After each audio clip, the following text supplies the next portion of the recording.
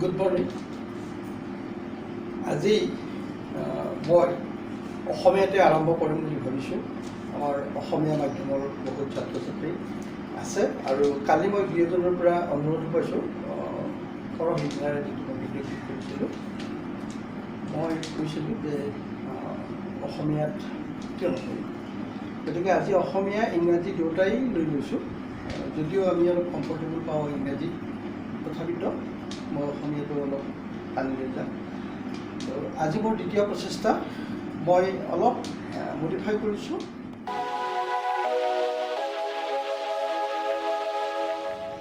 Chapter আমাৰ যিটো তৃতীয় অধ্যায় আছিলে মানৱ প্ৰজনন, হিউমেন ৰিপ্ৰডাকশ্যনৰ দ্বিতীয় অংশ।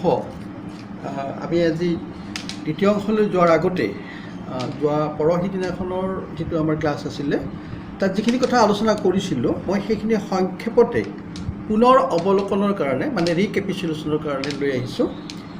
And at first let me recapitulate the previous discussion. In our last class, we have discussed about the main contents of the Unit 1, that is reproduction. There were 4 chapters that we have mentioned.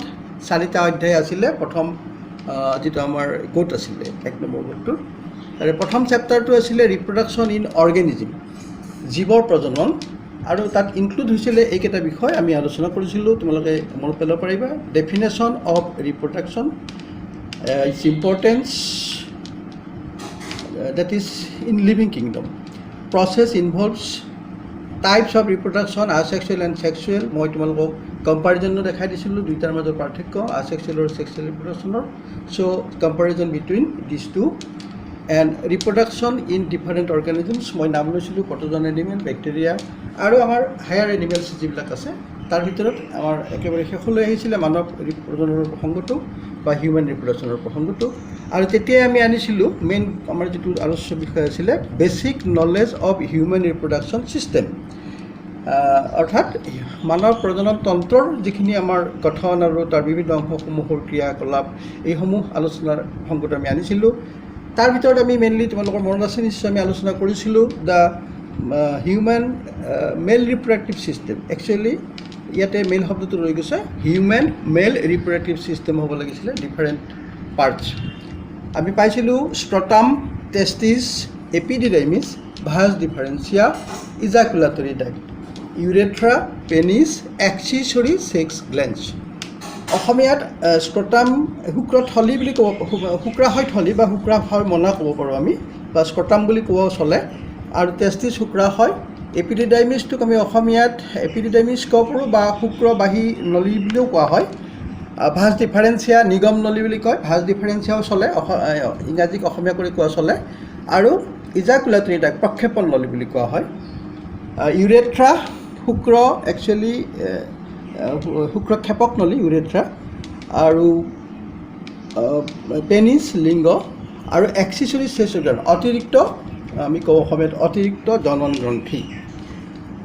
তো আমি সেইদিনাখন আমাৰ আলোচনাখিনি এই ষ্ট্ৰাকচাৰতে সীমাবদ্ধ ৰাখিছিলোঁ, অৰ্থাৎ মেল reproductive system সম্পৰ্কীয় কথাখিনি আমি গঠন আৰু কাৰ্যবিলাক আলোচনা কৰিছিলোঁ। আৰু আমাৰ এটা বিষয় ৰৈ গৈছিলে সেইদিনাখন, এক্সিছৰী ছেক্স গ্লেণ্ড সম্পৰ্কীয় আলোচনাখিনি আমি সামৰিব পৰা নাছিলোঁ, সময় কম আছিলে। আৰু সেইকাৰণে আজি প্ৰথমতে মই এইখিনিতে টাচ কৰিব খুজিছোঁ। তোমালোকে চোৱা, the accessory sex glands includes, that is called, you see here, number 1, আমি এইকেইটা কথা আলোচনা কৰিব লাগিব regarding accessory sex glands, their location, structure and their function, অৰ্থাৎ সিহঁতৰ স্থান ক'ত থাকে, কোন অংশত থাকে, গঠন আৰু কাৰ্য। এতিয়া প্ৰথম অতিৰিক্ত জননগ্ৰন্থিৰ কথা আলোচনা কৰোঁতে আমাৰ প্ৰসংগলৈ আহে ছেমিনেল ভেচিকুল বা শুক্ৰথলীৰ কথা আহে। ছেমিনেল ভেচিকুল অলপ দীঘল নলী, কইল্ড হয় আৰু 4 চেণ্টিমিটাৰ লম্বা হয়। এইটো মানে লেংথটো দি আছে 4 চেণ্টিমিটাৰ, ইলংগেটেড কইল ছেক্স আৰু 4 চেণ্টিমিটাৰ ইন লেংথ। ইয়াত মই ছবিত তোমালোকক দেখাই দিছোঁ, চোৱা এই বস্তুটো শুক্ৰথলী, এইটো ইয়াৰ লোকেশ্যনটো আমিতো তোমালোক সেইদিনাখন আলোচনা কৰিছিলোঁ যে ইয়াত দুটা তন্ত্ৰ একেলগে লগ হৈ থাকে, যেনেকৈ ধৰা মূত্ৰ জনন তন্ত্ৰ বুলি কোৱা হয় ইয়াক, আৰু বা আমি কওঁ ইউৰিনোজেনেটেল ছিষ্টেম। আৰু ইয়াত ইউৰিনাৰী ইম্পৰ্টেণ্ট পাৰ্টছ, যিটো মূত্ৰস্থলী বুলি কওঁ আমি, ইউৰিনাৰী ব্লাডাৰ, ইউৰিনাৰী ব্লাডাৰৰ ওচৰতে এই শুক্ৰথলীটো অৱস্থিত, জাষ্ট তলতে শুক্ৰথলী এইটো চোৱা। আৰু এই শুক্ৰথলী বা সেমিনাল ভেচিকুল ইয়াৰ আমি ইংৰাজীত লিখিছোঁ লোকেটেড নিয়াৰ দি বেছ অফ দি ইউৰিনাৰী ব্লাডাৰ। সাধাৰণতে এইটো অপেন হৈ আছে প্ৰক্ষেপণ নলীডালত, ইজাকুলেটৰী ডাক্ট যে আছে, it is open generally open in the ejaculatory duct through vas deferentia. সেইদিনাখন মই খুব গুৰুত্ব সহকাৰে বুজাইছিলোঁ এটা কথা তোমালোকক, যে ভাছ ডিফাৰেঞ্চিয়াটো নিগম নলী যিটো কৈছোঁ আমি, সেইটো ক'ৰ পৰা ওলাইছে অৰিজিনেলি, যে টেষ্টিছৰ একেবাৰে অন্তৰ্ভাগৰ পৰা। টেষ্টিছৰ অন্তৰ্ভাগৰ সৰু সৰু নলিকাবিলাক লগ হৈ প্ৰথমতে তেনেকুৱা ভাছ ডিফাৰেঞ্চিয়া বা এটি টেষ্টিছ, তাৰপিছত আল্টিমেটলি আহি ক'ত পৰিছে, যে ভাছ ডিফাৰেঞ্চটো গঠন কৰিছে। নিগম নলী হৈ ই অপেন হৈছে ইজাকুলেটৰী ডাক্টত। ইজাকুলেটৰী ডাক্টৰ পৰা ইউৰেথ্ৰা হৈ পেনিছৰ মাজেৰে বাহিৰলৈ ওলাই আহিছে। বাহিৰলৈ নলীডাল বাহিৰলৈ ওলাই অহা নাই, মানে তাৰ কামখিনিৰ কাৰণে সি বাহিৰত মুকলি হ'ব বুলি আমি ক'ব পাৰোঁ। So' it opens through ultimately to the penis outside. So' এতিয়া প্ৰশ্ন হৈছে, এই যে সেমিনেল ভেচিকুলৰ আমি চোৱা, ইয়াত আকৌ কৈছোঁ open to ejaculate duct through the vas deferentia. ইয়াৰ প্ৰধান কামকেইটা বৰ ইম্পৰ্টেণ্ট। ইয়াৰ মেইন কাম হৈছে সেমিনেল ভেচিকুলৰ চিক্ৰিটছ ইউলিছ এলকালাইন সেমিনেল ফ্লুইড, আমি যাক শুক্ৰৰস বুলি কওঁ। এই শুক্ৰৰসবোৰ ইয়াতে উৎপত্তি হয়, অকণমান হালধীয়া বা খাৰধৰ্মী হয়, হুইচ কণ্টেইন ফ্ৰুক্টোজ, চাইট্ৰেটছ আৰু ডিফাৰেণ্ট প্ৰটিনছ। বহুত প্ৰটিন আছে, তাৰ ভিতৰত প্ৰষ্টাগ্লেণ্ডিনছ এটচেট্ৰা। এই প্ৰত্যেকৰে নিজা নিজা কাম আছে। ফ্ৰুক্টোজে আমি জানো যে এনাৰ্জি প্ৰভাইড কৰে, তেনেকৈ চাইট্ৰেটছে আমাৰ যিটো এচিড মিডিয়াম তাৰ মিডিয়াম প্ৰভাইড কৰে, আৰু তেনেকৈ প্ৰটিনটো গ্ৰ'থৰ কাৰণে লাগে। তোমালোকে জানা যে ইয়াত মেইন কাম হৈছে চিমেণ্টবিলাকক প্ৰটেকশ্যন দিয়া, চিমেণ্টবিলাকক এক্টিভেট কৰা। গতিকে ইয়াৰ 3 নম্বৰ কামটো খুব ইম্পৰ্টেণ্ট, যিটো আমি কওঁ প্ৰভাইড নিউট্ৰিশ্যন এণ্ড এক্টিভেট দি স্পাৰ্মেটজোৱা। স্পাৰ্মেটজোৱা বা স্পাৰ্ম, মেচিয়ৰ্ড স্পাৰ্ম উৎপত্তি হোৱাৰ পিছত জীয়াই থাকিবৰ কাৰণে যি প্ৰয়োজনীয় শক্তি আৰু সিহঁতক সক্ৰিয় কৰি ৰখাৰ কাৰণে এই উপাদানসমূহে যথেষ্ট কাম কৰে। The important components of the seminal fluid includes the fructose, citrates and different proteins, several proteins. They ultimately provide nutrients and activate the spermatozoa. 2 নম্বৰ ইম্পৰ্টেণ্ট গ্লেণ্ডটো চোৱা, প্ৰষ্ট্ৰেট গ্লেণ্ড। এই প্ৰষ্ট্ৰেট গ্লেণ্ডটো মতা মানুহৰ ক্ষেত্ৰতে খালি দেখা যায়, অৰ্থাৎ পুৰুষ জনতন্ত্ৰতহে দেখা যায়। আৰু এই প্ৰষ্ট্ৰেট গ্লেণ্ডটো ভেৰি ইম্পৰ্টেণ্ট ডিফাৰেণ্ট পাৰ্পাজত। যে প্ৰষ্ট্ৰেট গ্লেণ্ড সাধাৰণতে সৰু, আমি ক'ব পাৰোঁ যে surrounded the first portion of the urethra. যিডাল ইউৰেথ্ৰা আছে, ইউৰেথ্ৰাৰ মানে এইটো দুটা সৰু সৰু তেনেকুৱা মনাৰ দৰে অংশ, দেখিছা ন, সৰু টেম্পুনাৰ দৰে অংশ। আৰু জেনেৰেলি কি হয়, এইটো তুলনা কৰিছে লাইক গল্ফ বল, এটা সৰু পিংপং বলতকৈ সৰু তেনেকুৱা এটা মানে ষ্ট্ৰাকচাৰৰ বস্তু। আৰু এই ইহঁতৰ প্ৰধান কামকেইটা হ'ল চিক্ৰিটছ প্ৰষ্টেটিক ফ্লুইড, যেনেকৈ সেমিনেল মানে আমি এইটো কৈছিলোঁ সেমিনেল ভেচিকুলে যেনেকৈ সেমিনেল ফ্লুইড প্ৰডিউচ কৰে, আমি ইয়াত উল্লেখ কৰিছিলোঁ। চ' ঠিক তেনেকৈ প্ৰষ্টেট গ্লেণ্ডে এবিধ যি ফ্লুইড প্ৰডিউচ কৰে, এইটোৰ নাম হ'ল প্ৰষ্টেটিক ফ্লুইড। আৰু এই প্ৰষ্টেটিক ফ্লুইড ডিউৰিং দি ইজাকুলেশ্যন খুব ইম্পৰ্টেণ্ট হয়। তাৰমানে স্পাৰ্ম নিষ্কাশনৰ সময়ত এই প্ৰষ্টেটিক ফ্লুইডবোৰ খুব ইম্পৰ্টেণ্ট হৈ পৰে। They contain citrate and anticoagulant enzyme. খুব ইম্পৰ্টেণ্ট কথাটো হ'ল যে প্ৰষ্টেটিক ফ্লুইড যি থাকে বা প্ৰষ্টেট গ্ৰন্থিৰ পৰা ওলোৱা যি ৰস, সেই ৰসত চাইট্ৰেট থাকে, লগতে এণ্টি কোৱাগুলেণ্ট। তাৰমানে কোৱাগুলেশ্যন এটা প্ৰচেছ, তোমালোকে জানা এইটো তেজৰ লগত ৰিলেটেড আচলতে, কিন্তু এই কোৱাগুলেশ্যন প্ৰচেছটো তেজ গোট মৰাটোক আমি বুজোঁ। কিন্তু ইয়াত স্পাৰ্মখিনিৰ কথাটো একেই হয়, যে স্পাৰ্ম ৰসখিনি যদি গোট মাৰি যায়, তেতিয়াহ'লে যিটো মূল প্ৰচেছ ফাৰ্টিলাইজেশ্যন কেনট হেল্প, কেতিয়াও হেল্প কৰিব নোৱাৰিব। অৰ্থাৎ it must be in a liquid form so that the sperms may be in active state, motile stage, so that they can swim in a fluid medium and they can move towards the female reproductive tract. অৰ্থাৎ female reproductive tractor পিনে আহিবৰ কাৰণে সিহঁতক provide কৰিব লাগিব, সুবিধা দিব লাগিব, আৰু সেই কামখিনি প্ৰষ্টেট গ্লেণ্ডবিলাকে কৰি থাকে। চ' প্ৰষ্টেট গ্লেণ্ডত কি থাকে, contain citrate and anticoagulant enzyme. তাৰ কাৰণে ইয়াত কোৱাগুলেশ্যন হ'ব নোৱাৰিব, অৰ্থাৎ গোট মাৰিব নোৱাৰিব। সেই তেনেকুৱা ধৰণৰ ছাবষ্টেঞ্চবিলাকত থাকে। Important another function of prostate gland is the nourishes. যিহেতু আমি কৈছোঁৱে যে কিছুমান তেনেকুৱা অন্য পদাৰ্থও থাকে, নিউট্ৰিয়েণ্টছৰ কামো কৰে। Nourishes and activate the sperm to swim. So I have already mentioned the prostate gland helps also in nourishment and the activation of the sperm. So, notice to activate them to swim towards the female reproductive tract. 3 number এটা important accessory gland আছে, অতিৰিক্ত গ্ৰন্থি আছে, যাৰ নাম হ'ল কাউপাৰ্ছ gland. আন এটা নাম আছে ইহঁতৰ বাল্বো ইউৰিথ্ৰেল গ্লেণ্ড, কাউপাৰ গ্ৰন্থি বা বাল্বো ইউৰিথ্ৰেল গ্ৰন্থি। এই বাল্বো ইউৰিথ্ৰেল গ্ৰন্থিবিলাক 5 চেণ্টিমিটাৰ পৰ্যন্ত ডাঙৰ হয় চাইজত, located below the prostate gland, ঠিক প্ৰষ্টেট গ্লেণ্ডৰ তলত থাকে। এই দুটা প্ৰষ্টেট গ্লেণ্ড, 1 পেয়াৰ থাকে প্ৰষ্টেট গ্লেণ্ড, তেনেকৈ থাকে। ওপৰত থাকে, অলপ ওপৰত থাকে চেমিনেল ভেচিকুল, মনা দুখন মানে থলিৰ দৰে অংশ, আৰু তাৰ তলত থাকে এই কাউপাৰ্ছ গ্ৰন্থি। কাউপাৰ্ছ গ্ৰন্থিও বাকী ওপৰৰ দুটা গ্ৰন্থিৰ নিচিনাকৈ এটা ইম্পৰ্টেণ্ট কাম কৰে। এইবিলাক আকৃতিত মটৰ মাহৰমান বুলি কোৱা হৈছে, like pieces in size and open into urethra. ইউৰেথ্ৰাৰ মাজেৰে অপেন হয় আৰু স্পাৰ্ম ৰিলিজিঙৰ ক্ষেত্ৰত ইহঁতে যথেষ্ট হেল্প কৰে। Secrets clear alkaline mucus for lubrication and important for releasing sperm. আমি জানো যে যিটো আমাৰ স্পাৰ্ম চেমিনেল ফ্লুইড বা এইবিলাকত যিমানবোৰ কণ্টেষ্ট থাকে, এই সকলোবোৰে নিজা নিজা কাম কৰে। ঠিক তেনেকৈ কাউপাৰ্ছ গ্ৰন্থিৰ যি চিক্ৰিশ্যন, তাতো এক ধৰণৰ লুব্ৰিকেটিং ছাবষ্টেঞ্চ থাকে, যিয়ে আচলতে ইউৰিথ্ৰাৰ যি ছাইড, সেই ইউৰিথ্ৰাৰ বেৰৰ মিউকাছ লেয়াৰিংবিলাকে পিছল কৰি ৰাখে। আৰু এই পিছল কৰি ৰখাৰ অৰ্থটো এইটোৱেই কাৰণে হয় যাতে স্পাৰ্মবোৰ পাৰ হৈ অহাৰ ক্ষেত্ৰত কোনো বাধাৰ সৃষ্টি নহয়। ডিউৰিং কপুলেশ্যন, সংগমৰ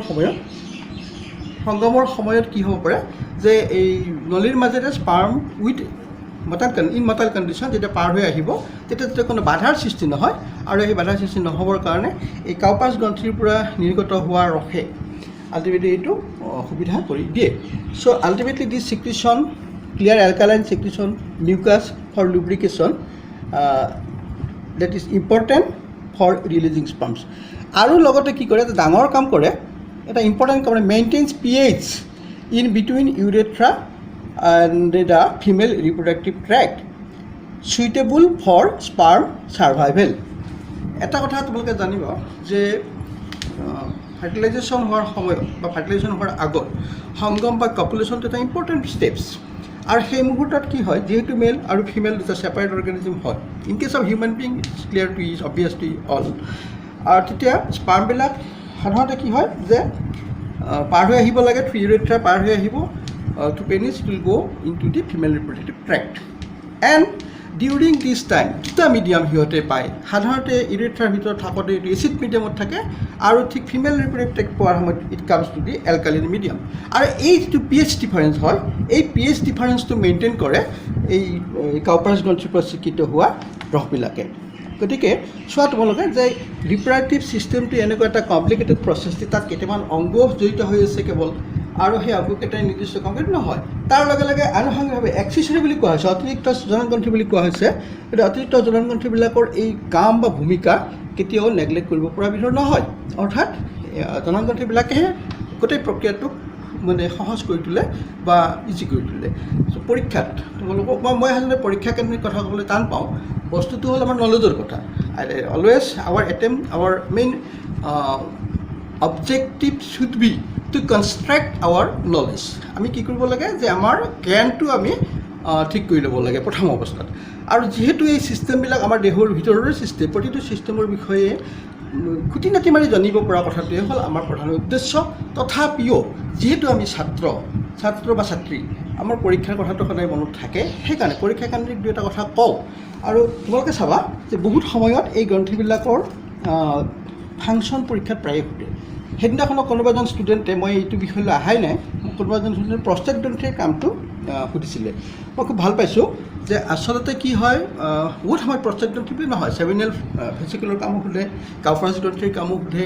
আমি বহুত ছাত্ৰ বা ছাত্ৰী থাকোঁ, এইবিলাক কথাত আমি ইমান গুৰুত্ব নিদিওঁ। যেতিয়া ক্লাছত টিচাৰে বুজায়, হয়তো মনোযোগৰ অভাৱতে হওক, নতুবা নিজস্ব কিছু দুৰ্বলতাৰ কাৰণে হওক, আমি এইবোৰ সিমান গুৰুত্ব নিদিওঁ। আৰু পৰীক্ষাৰ সময়ত আমি উত্তৰবোৰ ঠিকমতে দিয়াৰ ক্ষেত্ৰতে আমি বৰ চিৰিয়াছ নহওঁ বা সাৱধান নহওঁ। ফলত কি হয়, আমাৰ নম্বৰবোৰ কমি যায়।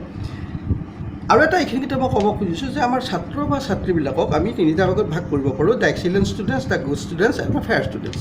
মই বেয়া ষ্টুডেণ্ট বুলি নকওঁ, আৰু হায়াৰ ছেকেণ্ডেৰী ছাত্ৰ ছাত্ৰীখিনিৰ ক্ষেত্ৰত এটাই মোৰ অভিজ্ঞতা ইমান বছৰ অভিজ্ঞতাৰ সেইটো হ'ল যে হায়াৰ ছেকেণ্ডেৰী যেতিয়া ছায়েন্স পঢ়িব কোনো ল'ৰা আগবাঢ়ি আহে বায়'লজি পঢ়ে ফিজিক্স কেমিষ্ট্ৰি মেথছ পঢ়ে কোনো ল'ৰাকে আমি বেয়া বুলি ক'ব নোৱাৰোঁ তেওঁলোকে নিশ্চয় আগৰ পৰীক্ষাবিলাকত ভাল ফল দেখুওৱাৰ কাৰণেহে ছায়েন্স পঢ়িবলৈ আগবাঢ়ি আহিছে চ' সেই ক্ষেত্ৰত মই মোৰ অভিধানৰ পৰা মই বেয়া ষ্টুডেণ্ট শব্দটো বাদ দিছোঁ যে কিছুমান উত্তম ষ্টুডেণ্ট বা এক্সিলেণ্ট ষ্টুডেণ্ট থাকে তেওঁলোকে সদায় শিক্ষকৰ কথাবিলাক ফ'ল' কৰে শিক্ষকে যেনেকৈ বুজাব যি ক'ব সুন্দৰভাৱে শুনে আৰু সেইখিনি গৈ কিতাপত ঘৰত গৈ চালি জাৰি চাই মিলাই চাই পঢ়ে আৰু মধ্যম ছাত্ৰখিনিয়েও শুনিবৰ যত্ন কৰে কিন্তু কিছুমান অন্যান্য প্ৰসংগই আহি তেওঁলোকক জুমি ধৰে বা তেওঁলোকে ভালকৈ ফ'ল' কৰিব নোৱাৰে হয়তো উত্তম ছাত্ৰজনে বুজাৰ দৰে পটককৈ বুজি নাপাব পাৰে সুধিবলৈ লাজ কৰে ক্লিয়াৰ নহয় আৰু আমাৰ যিখিনি মধ্যমীয়া বা এভাৰেজ ছাত্ৰ আমি কওঁ সেই এভাৰেজ ছাত্ৰখিনিয়ে অলপমান এভইডিং টেণ্ডেঞ্চিত থাকে হ'ব আৰু চলি যাব গতিকে মই তোমালোকক ৰিকুৱেষ্ট কৰিম যে আজি এইখিনি কাম কৰোঁতে মই তোমালোকৰ কাৰণে অলপ কষ্ট কৰিছোঁ মই যাতে তোমালোকক সঠিক জ্ঞানখিনি দিব পাৰে চেষ্টা কৰিছোঁ কিন্তু মোৰো দোষ থাকি যাব পাৰে তোমালোকে মোক প্ৰশ্ন কৰিব মই ভাল পাওঁ মই প্ৰসংগটো আহিছিলে মোক এজন ছাত্ৰই প্ৰস্টেট গ্ৰন্থিৰ ফাংচনটো সুধিছিলে সেইদিনাখন মই প্ৰস্টেট গ্ৰন্থিৰ কথা উল্লেখ কৰাই নাছিলোঁ আজি মই কৈছোঁ যে প্ৰস্টেট গ্ৰন্থিটো সঁচাকৈ এটা ইম্পৰ্টেণ্ট গ্ৰন্থি হয় আৰু প্ৰস্টেট হেল্থ বুলি পেলাই এটা বহুত বিতং এটা অধ্যায় আমি আলোচনা কৰিব লগা হয় কিন্তু মোৰ এই কম সময়খিনিত মই প্ৰস্টেট হেল্থৰ ওপৰত তোমালোকক আজি বিশেষ কথা নকওঁ সময় পালে মই তোমালোকক ক'ম এতিয়া প্ৰস্টেট গ্ৰন্থিটোৰ প্ৰধান কামটো তোমালোকে গুৰুত্ব দিয়া আকৌ কৈছোঁ secrets prostatic fluid during ejaculation contain citrate and anticoagulant enzyme 3 নম্বৰটো হৈছে nourishes and activates the sperm to swim মুভমেণ্টৰ ক্ষেত্ৰত যিখিনি এনাৰ্জিৰ প্ৰয়োজন সেই গোটেইখিনিয়ে এই প্ৰস্টেট গ্ৰন্থিৰ ৰসত থকা মেটেৰিয়েলছৰ পৰা সিহঁতে স্পাৰ্মবিলাকে পাই থাকে গতিকে মই গুৰুত্ব সমানেই দিম চবতে সেমিনেল ভেচিকুল প্ৰস্টেট গ্লেণ্ড বা কাৰ্পাছ গ্ৰন্থি চবতে কিন্তু তাৰ ভিতৰত মই প্ৰস্টেট গ্লেণ্ড স্পেচিফিক উল্লেখ কৰাৰ কাৰণটো হ'ল সেই ছাত্ৰজনে মোক প্ৰশ্ন এটা সুধিছিলে এই কথাখিনিৰ পৰা অৰ্থাৎ মেল ৰিপ্ৰডাক্টিভ অৰ্গেন ছিষ্টেম আৰু এটা কথা তোমালোক কৈছোঁ যে মেল ৰিপ্ৰডাক্টিভ অৰ্গেন ছিষ্টেমটো সহজকৈ মনত ৰাখিবৰ কাৰণে মই কৈছোঁ তোমালোকে MRO বুলি মনত ৰাখিবা MRO MRO মেল ৰিপ্ৰডাক্টিভ অৰ্গেনছ ছিষ্টেমলৈ নাযাওঁ চ' চিম্পলি MRO বুলি মনত ৰাখিবা তোমালোকৰ সহজ লাগিব মেল ৰিপ্ৰডাক্টিভ অৰ্গেনছ বুলি কওঁতে আমি যিবোৰ কথা আলোচনা কৰিলোঁ প্ৰত্যেক মানে অংগ প্ৰত্যংগ অংগখিনিয়ে বা মেল ৰিপ্ৰডাক্টিভ ছিষ্টেমলৈ জড়িত অংগই সমূহীয়াভাৱে এটা কাম কৰে আৰু সেই কামটো হৈছে টু প্ৰডিউচ আল্টিমেটলি চিমেন বীৰ্য অসমীয়াত আমি কওঁ বীৰ্য বা শুক্ৰকোষযুক্ত দেহৰস এই বীৰ্য বা শুক্ৰকোষযুক্ত দেহৰসটোৱেই হ'ল এই গোটেই মেল ৰিপ্ৰডাক্টিভ অৰ্গেন ছিষ্টেমটোৰ এটা প্ৰধান কামৰ ভিতৰত পৰে টু প্ৰডিউচ চিমেন প্ৰশ্ন আহে পৰীক্ষাটো আহে আকৌ পৰীক্ষাৰ কথাটো ক'ব লগা হ'ল হোৱাট ইজ চিমেন চিমেনটো কি মষ্ট ইম্পৰ্টেণ্ট কুৱেশ্যন বুলি মই লিখি দিছোঁ হোৱাট ইজ চিমেন বহুত সময়ত আমাৰ ল'ৰা ছোৱালীবিলাকৰ এটা কনফিউজন ৰৈ যায় গোটেইখিনি কথা বুজি পায় কিন্তু চিমেন কি নুবুজে সেইকাৰণে মই তোমালোকৰ কাৰণে লিখি আনিছোঁ চোৱা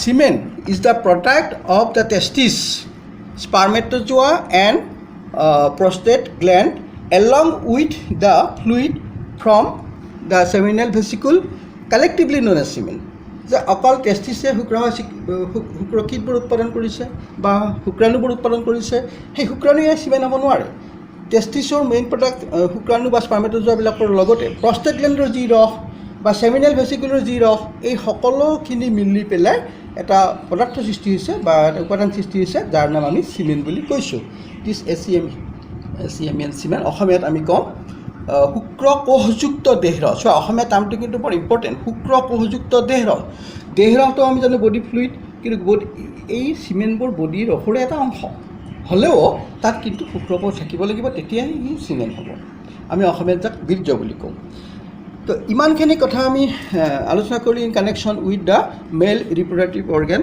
ছিষ্টেম ডেট ইজ আমাক কৈছোঁ যে মূৰৰ প্ৰসংগ আৰু তাৰ প্ৰথম উদ্দেশ্যটো হৈছে যে মেল ৰিপ্ৰডাক্টিভ ইউনিট বা শুক্ৰাণু উৎপাদন কৰা টেষ্টিছৰ ভিতৰত শুক্ৰাণু উৎপাদন হয় আৰু সেইটো হৈছে এই অৰ্গেনটোৰ main function so' MRO and MRU দুটা বস্তু আমি পাইছোঁ মনত ৰাখিবা MRO and MRU male reproductive organ and male reproductive unit এইবাৰ আমি আহিব খুজিছোঁ আজিৰ আমাৰ প্ৰধান আলোচনাৰ বিষয় সেইটো হ'ল human female reproductive system its constitution আজি আমি আলোচনাটো সামৰিব খুজিছোঁ ফিমেল ৰিপ্ৰডাক্টিভ ছিষ্টেম বা স্ত্ৰী জননতন্ত্ৰৰ গঠন আৰু স্ত্ৰী জননতন্ত্ৰৰ লগত জড়িত বিভিন্ন অংশসমূহৰ ক্ৰিয়াকলাপ বা কামৰ আলোচনাৰে তোমালোকে চোৱা যে যেনেকৈ মেল ৰিপ্ৰডাক্টিভ অৰ্গেন ছিষ্টেমত আমি পাইছিলোঁ এইকেইটা ইম্পৰ্টেণ্ট অৰ্গেনছ আছিলে প্ৰায় 8টা আমি লিখিছিলোঁ ইয়াতে স্কটাম টেষ্টিছ এপিডাৰ্মিছকে ধৰি ঠিক তেনেকৈ ইয়াতে আমি প্ৰথম পাম ovary one pair of ovary বা ডিম্বা হয় অসমীয়াত। ফেলোপিয়ান টিউব আমাৰ অসমীয়াত এইবিলাকক ডিম্বনলী বুলি কোৱা হয় বা ফেলোপিয়ান টিউবো চলে, অসমীয়াত কোৱাও চলে, আৰু ইংৰাজীটো অসমীয়া বুলি কোৱা চলে। অভিডেক্ট, এইটো ফেলোপিয়ান টিউববিলাকক অভিডেক্ট বুলি কোৱা হয়। তো বহুত সময়ত আমাৰ ল'ৰা ছোৱালীখিনিৰ কনফিউজন ৰৈ যায় অভিডাক্ট আৰু ফেলোপিয়ান টিউবৰ মাজত কিবা পাৰ্থক্য আছে নেকি।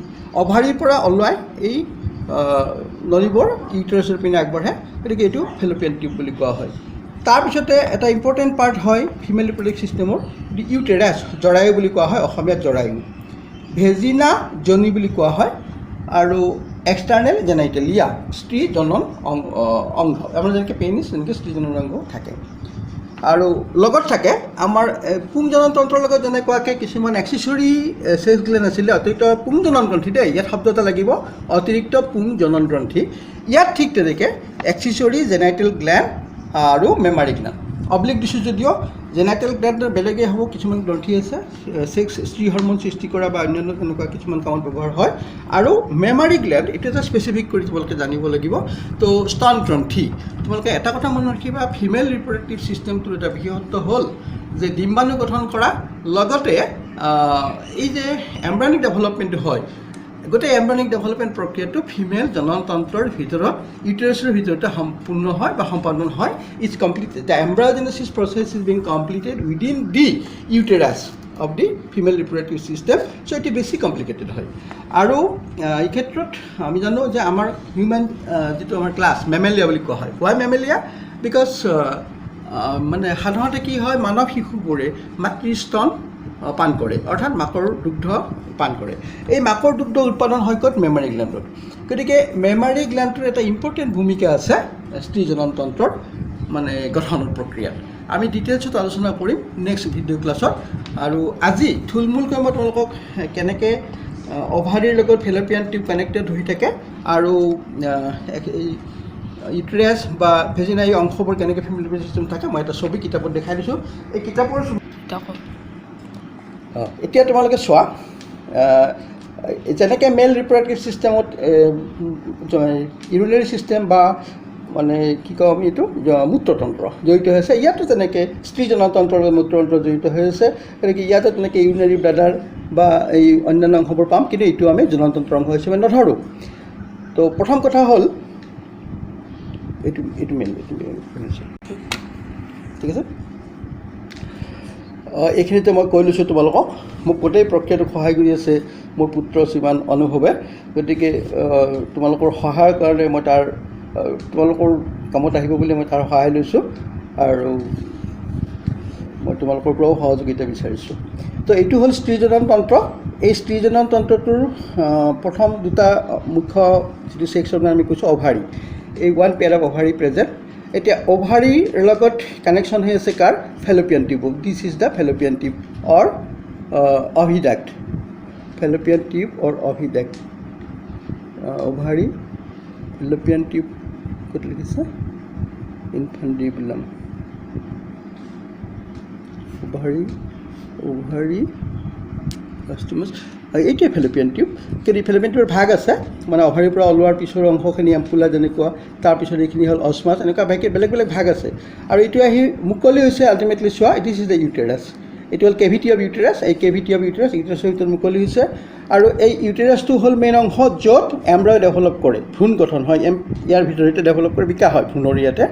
আৰু ঠিক তেনেকৈ ইয়াত ডিম্ববোৰ প্ৰডিউচ হয় বা ডিম্বাণুবোৰ উৎপন্ন হয় অভাৰীৰ ভিতৰত, আৰু ডিম্বাণুবোৰ উৎপন্ন হয় কপুলেশ্যনৰ টাইমত থ্ৰু ফেলোপিয়ান টিউব ওলাই আহে। ফাৰ্টিলাইজেশ্যন প্ৰক্ৰিয়া কিন্তু ফেলোপিয়ান টিউবৰ ভিতৰত হয়। এই কথাবোৰ আমি ডিছকাছ কৰিব লাগিব যে সংগম হোৱাৰ পিছত যেতিয়া স্পাৰ্ম এণ্ট্ৰি হ'ব, অৰ্থাৎ এইফালেৰে এইটো কোৱা হয় ইউটেৰাছৰ তলৰ পৰ্চনটো ভেজিনা, এই পৰ্চনখিনি ভেজিনা চোৱা, ভেজিনা এই যে এইটো vaginal opening, this portion is called vagina, this portion is vagina. আৰু এইটো হ'ল ফিমেল জেনাইটেল এপাৰ্চাৰ পাৰ্টছ এইখিনি। তো ultimately it is the opening of the uterus আমি ক'ব পাৰোঁ। তো স্পাৰ্মটো এইফালে মই ইয়াতে আহিব, প্ৰৱেশ কৰিব, আৰু ইয়াৰ পৰা ফেলোপিয়ান টিউবলৈকে আহিব। ফেলোপিয়ান টিউবৰ অহাৰ টাইমতে অভাৰীৰ পৰা ডিম্বাশয়ৰ পৰা ডিম্বাণু নামি আহিব, আৰু ডিম্বাণু নামি আহি ইয়াত ফেলোপিয়ান টিউবৰ ভিতৰত ফাৰ্টিলাইজেশ্যনটো হ'ব।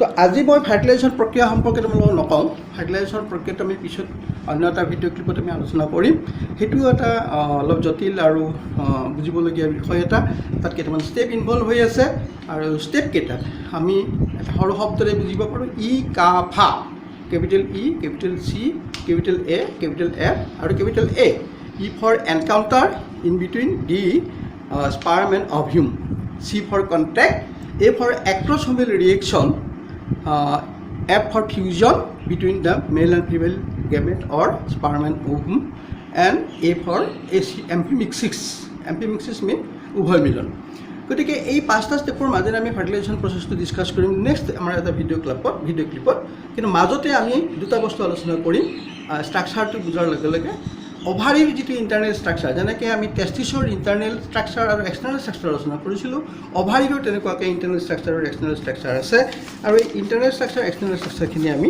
ডিটেইলছত আলোচনা কৰিব লাগিব হিউমেন অভাৰীৰ ষ্ট্ৰাকচাৰ আৰু এইটো এটা মেচিয়ৰ অভিম ফলিকুল এইটো অভাৰীৰ internal structure this one is the internal structure of ovary ইয়াত কিছুমান ফলিকুল থাকে টেষ্টিছৰ যেনেকুৱা আৱৰণ থাকে ইয়াতো আৱৰণ থাকে আৰু এই ফলিকুলবিলাকৰ গ্ৰাফিয়ান ফলিকুল বুলি কোৱা হয় ষ্টেজ ৱাইজ ডেভেলপ কৰে ফলিকুলবোৰ ষ্টেজ ৱাইজ ডেভেলপ কৰি এটা সময় আহি পৰে যিটো সময়ত ডেভেলপিং অভিউম মেচিয়ৰ ষ্টেজ পায় ৰাইপেন ষ্টেজ বুলি কোৱা হয় ৰাইপেন ষ্টেজ পোৱাৰ পিছত অভুলেশ্যন হয় তো অভুলেশ্যন প্ৰক্ৰিয়াটো আকৌ অলপ বেলেগ তোমালোকে চাবা আমি এইটোক কোৱা হয় এটা ডিম্ব পাত আছে আৰু এটা ডিম্ব ক্ষৰণ আছে ডিম্ব ক্ষৰণ আৰু ডিম্ব পাত একে বস্তু নহয় তো ডিম্ব ক্ষৰণটো হ'ল যে নৰ্মেলি এটা চাইকেল ৱাইজত ফিমেল অভাৰীৰ ভিতৰত ডিম্ব গঠন প্ৰক্ৰিয়াটো চলি থাকে মেচিউৰিটি পোৱাৰ পিছত আফটাৰ দি পিউবাৰ্টি ষ্টেজ এটেইন সাধাৰণতে ফিমেল ৰিপ্ৰডাক্টিভ ছিষ্টেমত কি হয় অভিম ফৰ্মেশ্যন প্ৰক্ৰিয়াটো এটা চাইকেল হিচাপে পিৰিয়ডিক চাইকেল হিচাপে চলি থাকে আৰু সেই পিৰিয়ডিক চাইকেলটো সম্পূৰ্ণ হোৱাৰ পিছত যেতিয়া অভিমটো মেচিয়ৰ্ড হ'ব সি ৰৈ নাথাকে সি অভাৰীৰ ভিতৰৰ পৰা ওলাই আহিব ফেলোপিয়ান টিউবত যদিহে ডিউৰিং ডেট টাইম ফাৰ্টিলাইজেশ্যনৰ চান্স পালে তেতিয়াহ'লে ফাৰ্টিলাইজ হ'ব এম্ব্ৰয় গঠনৰ পিনে আগবাঢ়িব আৰু যদি ফাৰ্টিলাইজেশ্যন নহয় তেতিয়া কি হ'ব সেই অভিমটো ফেলোপিয়ান টিউবতো ৰৈ নাথাকে ই নামি আহি অভিডাক্টৰে নামি বা ফেলোপিয়ান টিউবে নামি আহি ইউটেৰাছৰ ভিতৰৰে আল্টিমেটলি বাহিৰলৈ আহিব এই প্ৰক্ৰিয়াটোৰ নাম হ'ল মেনষ্ট্ৰুৱেশ্যন চাইকেল মেনষ্ট্ৰুৱেশ্যন চাইকেলটো এটা ইম্পৰ্টেণ্ট বিষয় এইটো ইয়াৰ লগত জড়িত আছে অন্য এটা ভিডিঅ' ক্লাবত মই তোমালোকক মেনষ্ট্ৰুৱেশ্যন চাইকেল সম্পৰ্কে ক'ম মোৰ কথাটো হ'ল যে তোমালোকে মোৰ লগে লগে আহি থাকিব লাগিব মই আগতেও কৈছোঁ যে ষ্টেপ ৱাইজ মই গৈ থাকিম আৰু পাৰিলে মোৰো ইচ্ছা আছে মই তোমালোকক গোটেইখিনি বিষয় মোৰ জ্ঞানেৰে সম্যক জ্ঞান এইখিনিৰে তোমালোকক মই শিকাই দিম তো এতিয়া কথা হ'ল আজি আমি দীঘলীয়া নকৰোঁ আজি অভাৰীৰ এইখিনি গঠনত মই সামৰিব খুজিছোঁ এটা বস্তু মই তোমালোকক দেখুৱাব খুজিছোঁ অভিমটোৰ ষ্ট্ৰাকচাৰটো মই তোমালোকক ক'লোঁ তো এই তিনিটা ষ্ট্ৰাকচাৰ তোমালোকৰ কাৰণে খুব ইম্পৰ্টেণ্ট হ'ব তোমালোকে কিতাপত অকণমান মেলি চাবা মই আকৌ নেক্সট ক্লাছত অলপমান ইটোৰ ওপৰত ষ্ট্ৰেছ দি বুজাম আৰু ফিমেল এক্সেচৰি ছেক্স গ্লেণ্ডসমূহ সম্পৰ্কে ক'ম লগতে সেইটো ভিডিঅ' ক্লিপতে মই চেষ্টা কৰিম তোমালোকক স্পাৰ্মেট'জেনেচিছ আৰু ওজেনেচিছ সম্পৰ্কে ধাৰণা দিয়াৰ কাৰণে অৰ্থাৎ শুক্ৰ গঠন প্ৰক্ৰিয়া বা শুক্ৰাণু জনন প্ৰক্ৰিয়া আৰু ডিম্বাণু জনন প্ৰক্ৰিয়া এই দুইটা প্ৰক্ৰিয়া সম্পৰ্কে মই মোৰ নেক্সট ভিডিঅ' ক্লিপত তোমালোকক ধাৰণা দিয়াৰ প্ৰয়াস কৰিম I shall try to give you the idea about the two processes spermatogenesis and ওজেনেচিছ